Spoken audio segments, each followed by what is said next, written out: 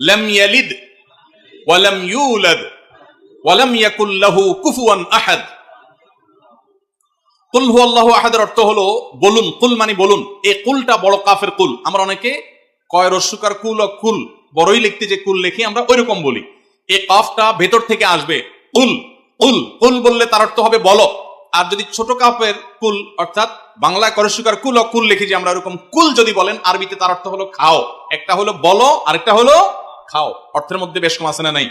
অনেক বেশ কম। কোথায় খাওয়া আর কোথায় বলা। এই জন্য এই কফটাকে একটু শুদ্ধ করার চেষ্টা করতে হবে। কুল ভিতর থেকে, কুল কুল হুয়াল্লাহু আহাদ।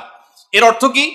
কুল মানে বলুন। আল্লাহ তাআলা তার রাসূলকে বলছেন, হে রাসূল, আপনার ভেতরে যে বিশ্বাস আছে তাওহীদের প্রতি, সেই বিশ্বাসকে প্রকাশ করে বলুন হুয়াল্লাহু, হুয়া মানে তিনি, আল্লাহ মানে তো আল্লাহ, বলুন যে তিনি আল্লাহ, আহাদ মানে একক।